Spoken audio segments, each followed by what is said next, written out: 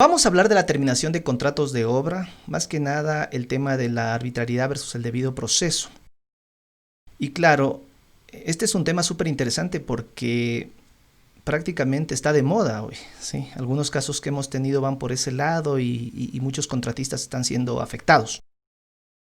Voy a hacer una pequeña introducción para luego ya ir aterrizando más a fondo. ¿Qué es la terminación de contratos? La terminación prácticamente no es esta actuación administrativa, técnico-jurídica que pone fin a la ejecución de un instrumento contractual, en este caso un contrato. El marco legal lo que nos establece son prácticamente algunas situaciones cuando se puede configurar la terminación de contratos. La Ley Orgánica del Sistema Nacional de Contratación Pública nos habla de, primero, obviamente, por el cumplimiento de las obligaciones. Les contratan para ejecutar una escuela, construir una vía, les hacen la recepción provisional, la recepción definitiva, cumplieron el objeto de la contratación y ya está terminado el contrato, obviamente. Otra de las opciones o causales es cuando muere el contratista o se da la disolución de la persona jurídica. De cierta manera esto también tiene que ver mucho con el derecho societario, no es tan fácil así nomás, es más, también toca notificar al CERCOV el tema de la disolución. Pero bueno, no es el objeto de esta exposición. Otra de las opciones estamos hablando de cuando hay sentencia o un laudo ejecutoriados, ¿sí? Igual esta situación es un tema más que nada largo, ¿sí? Cuando hay, por ejemplo, un juicio que obliga o que una de las partes demanda a la otra para terminar el contrato, ¿sí? Y estas son las que vienen, son las en las que me voy a centrar un poco, ¿no? Por mutuo acuerdo de las partes y la terminación, la declaración unilateral del contrato. Bueno, estas dos son las que están de moda, se puede decir, en este momento, y voy a entrar directamente a la terminación por mutuo acuerdo de las partes. Como su nombre lo indica, pues las dos partes se ponen de acuerdo, pero tienen que estar cobijadas por un marco legal. La ley lo que nos dice específicamente es su artículo 93 y me voy a permitir leerles porque aquí quiero hacerles caer en cuenta algunos términos que muchas de las veces no se le está dando la importancia del caso. La terminación por mutuo acuerdo, cuando por circunstancias imprevistas, técnicas o económicas o causas de fuerza mayor o caso fortuito, no fuere posible o conveniente para los intereses de las partes ejecutar total o parcialmente el contrato. Las partes por mutuo acuerdo podrán por mutuo acuerdo convenir en la extinción de todas o algunas de las obligaciones contractuales en el estado en que se encuentren. Aquí hay unos términos: circunstancias imprevistas, técnicas o económicas o causas de fuerza mayor o caso fortuito. Voy a poner un ejemplo, les voy a ilustrar aquí un ejemplo sencillo para entender esta situación. Específicamente con el tema de imprevisto. Supongamos que la CECOP, ¿sí?, lanza un proceso para la construcción de 4 edificios. Ese es el proyecto que lanza. Participan los oferentes, gana uno, ¿sí?, adquiere la calidad de contratista y empieza pues la construcción. Pero resulta que cuando está ya construyendo la segunda torre, el segundo edificio, el presidente decide suprimir la CECOV. Con decreto ejecutivo, por A o B razones, suprime la CECOV, liquídense los contratos, igual los nombramientos, supresión de partidas y todo este tema. Esta es una situación imprevista que no estuvo planificada, ¿sí? Ya vamos a ver luego que incluso este caso puede caer como caso fortuito y fuerza mayor. Pero esta es una situación imprevista, ¿ok? Un ejemplo de circunstancias técnicas. Aquí ustedes van a tener mucha más experiencia que yo, ¿sí? Un ejemplo similar. Se lanza el proyecto, empieza a construir el contratista, pero resulta que el terreno no es apto.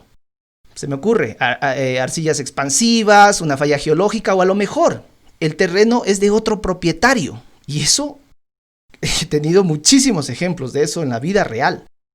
Entonces el estudio en este caso no estuvo bien, ¿sí? No determinó que el suelo no era apto para construir esas torres. Muchos dirán, pero bueno, a lo mejor puede haber alguna solución, pero implica a lo mejor más presupuesto. A lo mejor no exista presupuesto para ese proyecto, o sea, para esa solución. Entonces conviene aquí, no le es favorable ni al contratante ni a la contratista en este caso. Son algunos de los casos que he mencionado para entender estos términos, ¿sí?, con respecto a las circunstancias imprevistas técnicas. Económicas, normalmente se queda sin dinero la entidad, supongamos que es un proyecto financiado por algún banco del Estado, el BID, qué sé yo, y por A o B razones, se cortan los créditos y se quedan sin financiamiento. Esa es una situación económica, no estuvo previsto esta situación. Con el tema de causas de fuerza mayor o caso fortuito, el Código Civil específicamente analiza este concepto y es más, lo unifica en uno solo. Y dice lo siguiente: se llama fuerza mayor o caso fortuito el imprevisto que no es posible resistir, como un naufragio, un terremoto, el apresamiento de enemigos, los actos de autoridad ejercidos por un funcionario público. Como vemos aquí, el tema de imprevistos que está tanto en la definición de la terminación por mutuo acuerdo como utilizado acá en el Código Civil, pues coinciden, ¿no? Algo imprevisto, y por eso pone de ejemplo los actos de autoridad ejercidos por un funcionario público. Lo que yo les mencionaba el ejemplo, el presidente con un decreto pues eliminó la SECOF. ¿Ok? Entonces esto prácticamente son las situaciones en el tema de la terminación por mutuo acuerdo. Pero hay un tema aquí adicional, ¿no? Es que se puede dar por terminado por mutuo acuerdo no todo el contrato, sino las partes, es decir, una parte del mismo, una parte de la obra. Pero bueno, al respecto, ¿cuáles en este caso en una obra las arbitrariedades que se puede dar en una terminación por mutuo acuerdo? Cuando el interés es de una sola de las partes. Y aquí yo quiero ponerles y compartirles un ejemplo personal con uno de nuestros clientes. Resulta que la entidad pública le quiere terminar por mutuo acuerdo un contrato, en este caso es una fiscalización, porque resulta que quiere contratar por servicios profesionales lo que queda de la fiscalización y la causa que invoca es por el tema económico porque ha encontrado más barato contratando por servicios profesionales. Y le quiere dar por terminado el contrato.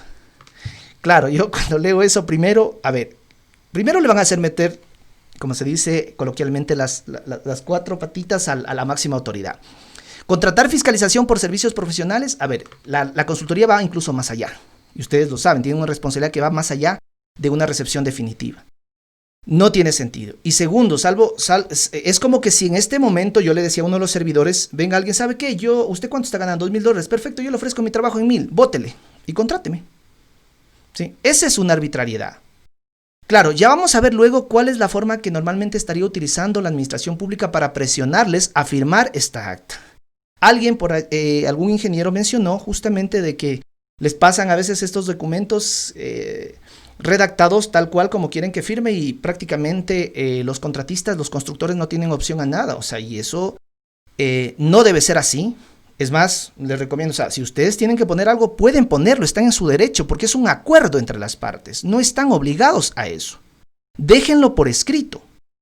Si tienen que meter un oficio contestando diciendo, vea, se me hizo llegar el acta, pero por favor solicito que se incluya este párrafo.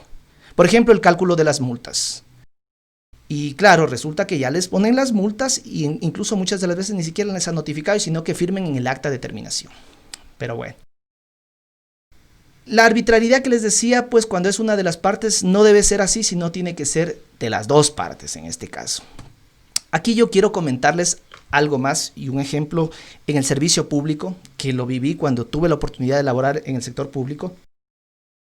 Hubo un contrato, la construcción de una obra, ¿sí?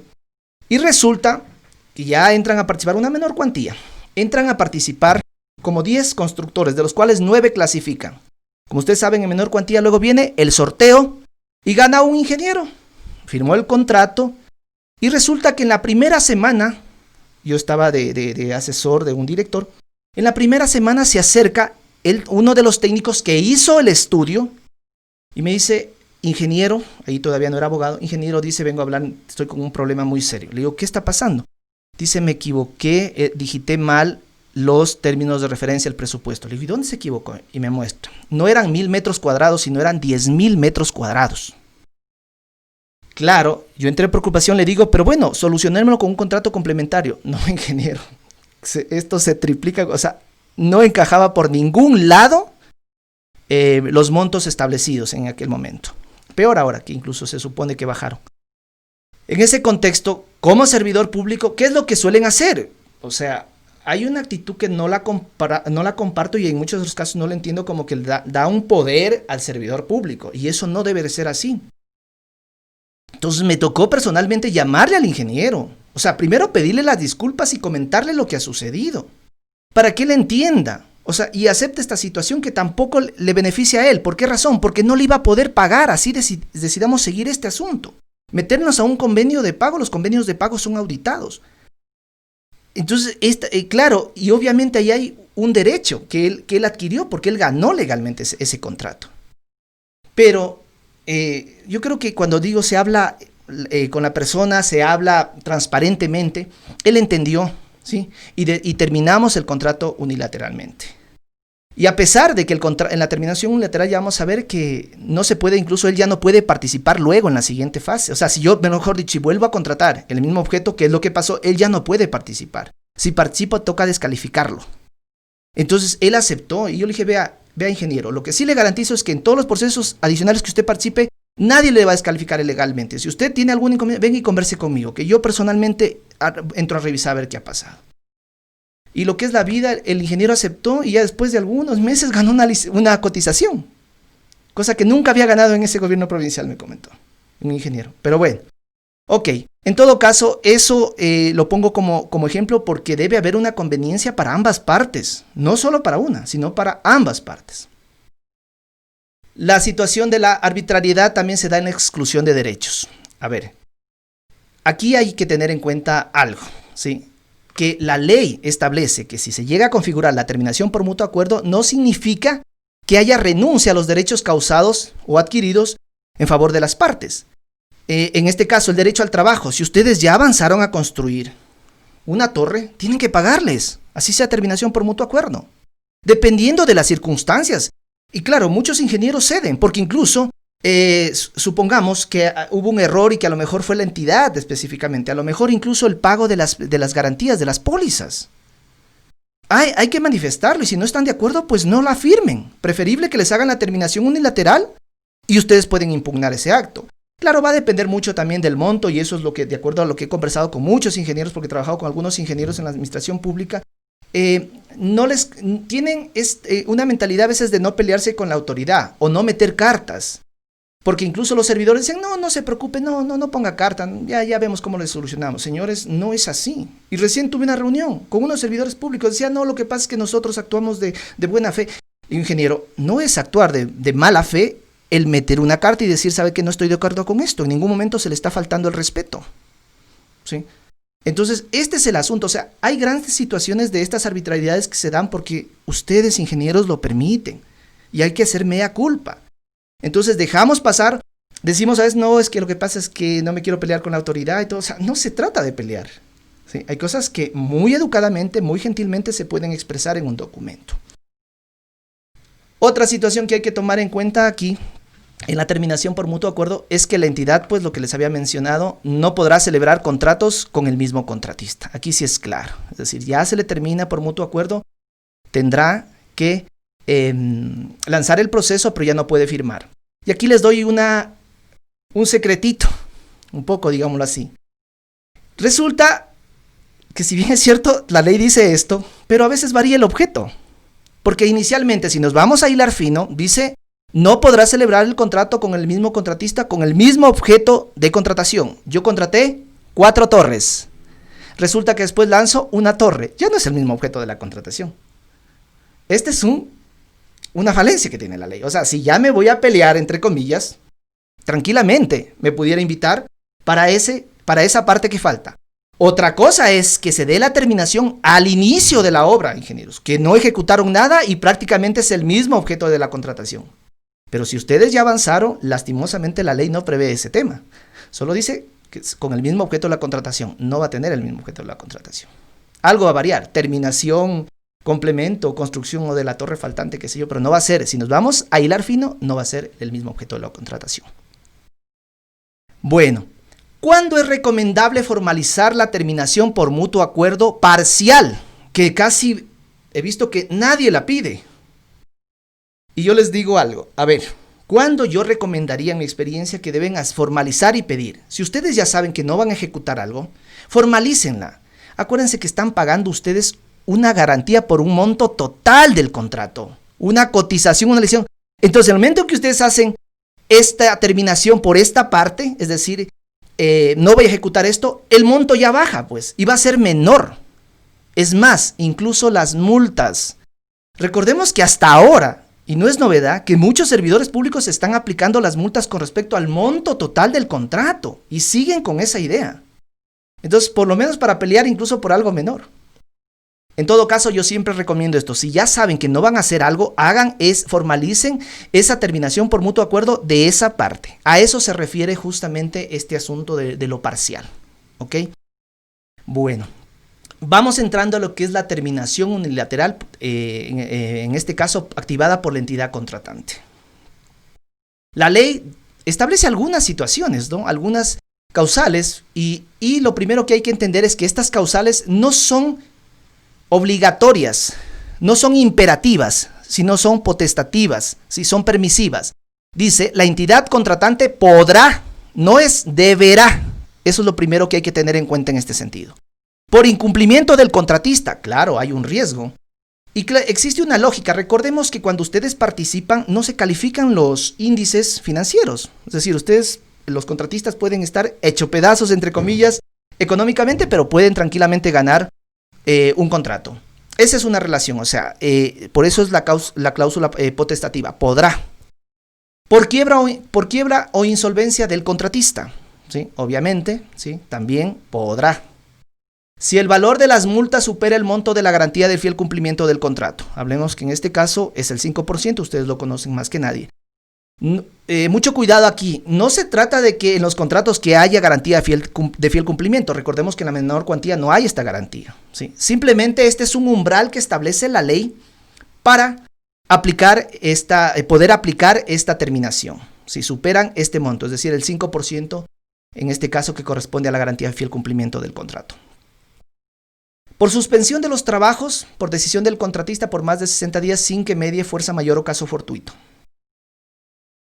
Esto en el sentido en que los constructores dispongan directamente, se suspende y no haya una razón, ¿no? Una fuerza mayor o un caso fortuito para suspender esta obra. Por haberse celebrado contratos contra expresa prohibición de esta ley. Esto también está desarrollado en un articulado aquí mismo, donde incluso se dice que no se debe ni siquiera indemnizar al contratista que tenga alguna prohibición para haber suscrito ese contrato. Un ejemplo, pues, en este caso, el familiar de la máxima autoridad, él firmó el contrato, a él le adjudicaron. ¿Existe prohibición expresa? Sí, totalmente, hasta el cuarto grado de consanguinidad y segundo de afinidad, es la prohibición. Entonces, al haber esta prohibición, ahí sí, incluso existe esto, si bien es cierto, alguien me puede decir, pero ahí dice podrá. No, hay otro artículo anterior donde está establecido que se deberá terminar unilateralmente. Sí está considerado esta situación. En los demás casos estipulados en el contrato de acuerdo con su naturaleza. A ver, esta cláusula es muy abierta, es un poco, deja la discrecionalidad, ¿sí? Estipulados en el contrato, a lo mejor yo estipulo, ¿sabe qué? Si los encuentro sin casco, a los trabajadores será causal para declararlos, para hacer la terminación unilateral. Estoy poniendo un ejemplo tal vez sacado de los cabellos, como quien dice, pero la idea es que tengan que existe esta cláusula que es demasiado abierta. Normalmente las entidades, en lo que he visto, no la aplican y eso es muy bueno. Y la razón, o mejor dicho, una de los casos en los cuales se presiona a los contratistas es la siguiente. La entidad contratante también podrá declarar terminado, anticipada y unilateralmente el contrato cuando ante circunstancias técnicas o económicas imprevistas o de caso fortuito o fuerza mayor debidamente comprobadas, el contratista no hubiera accedido a terminar de mutuo acuerdo el contrato. En este caso no se ejecutará la garantía de fiel cumplimiento del contrato ni se inscribirá al contratista como incumplido.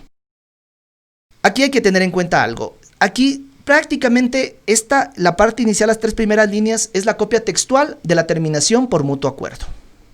Y le adiciona lo de debidamente comprobadas. Lo que yo les mencionaba. A ver, si bien es cierto, puede haber una conveniencia de las partes. ¿Sí? Ustedes se niegan, les pueden aplicar esta, ¿sí? Pero tiene que ser debidamente comprobada. No por el hecho de que como administración pública les diga, sabe que es que estamos sin plata y le vamos a tener que terminar por mutuo acuerdo. Ustedes se niegan y les aplicamos esto. A ver, demuéstrenme, ¿sí? La partida les quitaron, ¿cuáles son los actos administrativos? ¿Cómo es posible que usted me quite de esta obra y tiene una obra mucho más grande y esa sí decide mantenerla? Lo que dijo alguien, tienen anticipos incluso para pagar por nuevas obras. Esas son las inconsistencias que se dan en esta situación. Es más, todo va a depender de la intención que tenga la administración, porque uno se da cuenta con los oficios, uno se da cuenta con los correos. Hay veces que ni siquiera te quieren atender, ni el administrador del contrato, ni la máxima autoridad, cuando deberían hacerlo. Entonces, si la intención va por ese lado, muchas de las veces no conviene ni siquiera hacerles caer en cuenta los errores que están cometiendo, porque eso me va a servir como prueba para el contencioso administrativo, para la impugnación. Entonces, aquí esto ya viene a ser un acto administrativo, esta terminación unilateral, porque fue tomada por la entidad, sí, directamente, y produce efectos directos a mi persona, en este caso a ustedes como contratistas. Bueno, en la terminación unilateral tomado por la entidad contratante, ¿cuál es el debido proceso? Asumiendo que ya está configurado, prácticamente va la idea por ese lado. La notificación debe ser preventiva.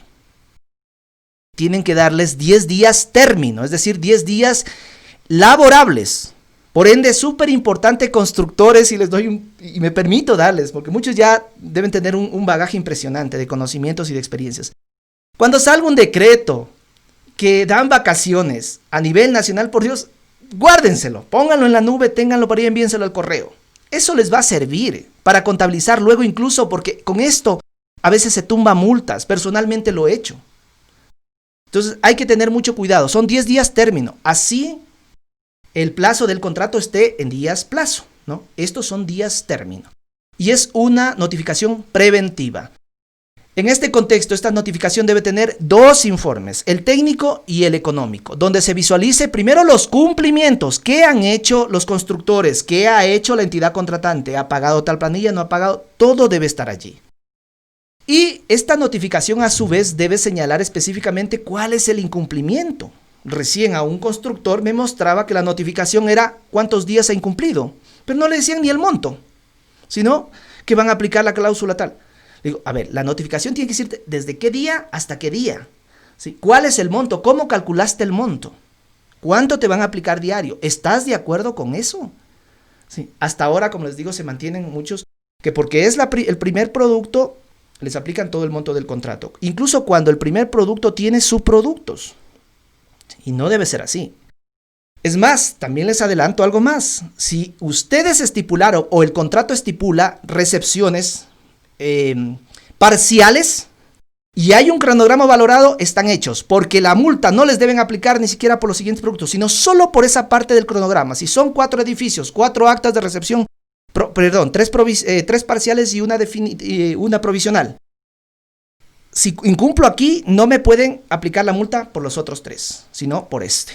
Pero tiene que haber cronograma y tiene que haber acta establecido en el contrato. Y hay un pronunciamiento de procuraduría. Les dejo eso porque sé que algunos le siguen aplicando por el resto. Bueno, ahora bien, si el contratista también no justifica la mora o no remedia el incumplimiento, ojo, aquí hay un tema. En compras públicas, la mora no purga la mora, ¿sí? No es como el Código Civil. Tiene que estar devengado el anticipo. Y aquí hay otra situación que todavía algunos constructores creen que pueden pedir a la entidad, ¿sabe qué? Devéngueme de inicio todo el anticipo. No pueden hacerlo, está establecido en la ley. El devengar un anticipo tiene que ser mensual, por planilla o por periodo, llamémoslo así. No pueden, así tengan toda la intención del mundo. Claro está, muchas de las entidades en cambio creen que como no está pagado, no está devengado el anticipo. Corrección, si ustedes ya está construido, no significa que no esté devengado el anticipo. El hecho de que no esté pagada una planilla no significa que ustedes no han devengado el anticipo. Ustedes tienen las facturas de lo que compraron, de lo que pagaron al maestro de obra, a los residentes. ¿Ok? Entonces, todo eso sirve. Todo eso sirve cuando ya toca, o sea, en realidad impugnar esta situación. Bueno, aquí hay que tomar en cuenta lo que les había mencionado, que la mora no purga la mora en compras públicas. Además, la entidad debe establecer el avance físico de las obras y hacer una liquidación. Aquí también tengo una anécdota, y en una entidad pública muy grande, recuerdo, de solo pensarlo, o sea, fueron reuniones tras reuniones.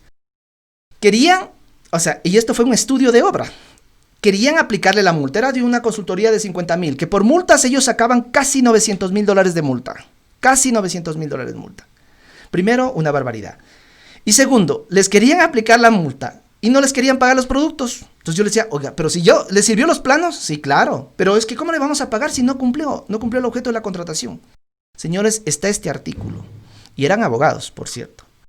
Pero bueno, en todo caso, esto obliga, es mucho más incluso directo esta circunstancia que con respecto a la terminación por mutuo acuerdo. En la terminación por mutuo acuerdo se habla de que no hay renuncia a los derechos causados o adquiridos. Acá ya se establece y se aterriza más, de que se debe hacer el avance, se debe pagar y se debe liquidar esta situación. A su vez, que la entidad contratante puede volver a contratar inmediatamente el objeto del contrato. Y este es un serio, no sé si algunos de ustedes tengan esa experiencia y me encantaría que lo comenten. Yo tuve recelos cuando hubieron estos cambios de la ley, o mejor dicho, me mandó el CERCOP estas resoluciones donde a ustedes les decían, ¿saben qué? Los contratistas o los constructores ya no es necesario que presenten el listado de equipos, la experiencia del personal técnico, cosas por el estilo. Muchos dieron un grito al cielo felices de la vida. Pero a mí me preocupa hasta ahora es que existe una disposición en la ley que si les hacen la terminación unilateral, la entidad puede contratar directamente con quien se le dé la gana. Eso está establecido. Entonces, es súper fácil hacerles caer, ok, no importa, déjalo que gane, ahora sí aplícale eso. Tal cual, el técnico, el equipo, tal, la mínima. Si la potencia no es los 14 HP, me presento unos 13 HP, termínalo unilateralmente. Esa es mi preocupación que hasta ahora no se me va. Es más, no he visto ese indicador, sería interesante saber cómo han sido las terminaciones unilaterales de año en año. El CERCOP no publica esas cosas. Pero, estimados ingenieros, existe esta posibilidad, ¿sí? Es más, o sea, hay más opciones para lograr esta terminación unilateral con cargo a esta situación, a estos formularios que prácticamente se convierten en un simple compromiso, donde los ingenieros dicen que van a poner tales equipos, tales personas, qué sé yo, y pueda configurarse esta terminación unilateral. Bueno, como conclusiones, para ya no alargarme más en el tema, las administraciones públicas deben aplicar estas medidas motivadas, ¿sí? Sustentadas en un marco legal, sin afectar los derechos de los constructores, y sobre todo cuando existen errores de la propia administración. El Código Orgánico Administrativo, incluso los invito, aquí hay unos 2 artículos que les puede servir para ustedes sustentar, en el caso en que haya habido un error de la administración, que no se puede perjudicar en este caso a los contratistas. Es el artículo 22 y en el artículo 23, son disposiciones jurídicas del Código Orgánico Administrativo, que yo en lo personal utilizo muchísimo. No se debe relacionar la buena fe con el desacuerdo formal a la administración, lo que yo les comentaba. Ingenieros, si tienen que meter cartas, háganlo. Si tienen vergüenza, déjale al administrador, déjenla por ventanilla. Ustedes no saben el día de mañana cambios de autoridades. Acá hay una empresa pública en Quito que ya van 4 gerentes. Entonces hay que ser muy preventivos, porque estas cartas les pueden servir a ustedes para después impugnar, incluso en sede administrativa, sin necesidad de ir a lo contencioso administrativo. Hace poco a un contratista le levantaron la suspensión y le dijeron que arranca desde el día en que le levantaron, porque supuestamente pasó a amarillo la provincia, la ciudad. Ok, lógico. ¿Cómo va a empezar el mismo día que le levantan? Hoy te notifico a las 11 de la mañana, ya te cuento este día. O sea, no tiene sentido. Eso existe y se da, y en una empresa pública grande. La terminación por mutuo acuerdo procede posteriormente a la negativa de la terminación, ¿sí? Por mutuo acuerdo, la terminación unilateral en este caso, ante circunstancias técnicas, económicas o imprevistas de caso de fortuito fuerza mayor, pero tienen que ser comprobadas, no solo dichas. No basta con que me digan, ¿saben que estoy sin dinero? Tiene que haber una prueba al respecto. Finalmente, la impugnación puede ser realizada en sede administrativa o en sede judicial. Lo que hay que tener en cuenta es que en sede administrativa resuelve la propia administración, la propia entidad pública. En sede judicial, obviamente, pues quien imparte justicia son los jueces de lo contencioso administrativo. Eso prácticamente, estimados ingenieros. No sé si podemos conversar, alguna pregunta, alguna duda al respecto.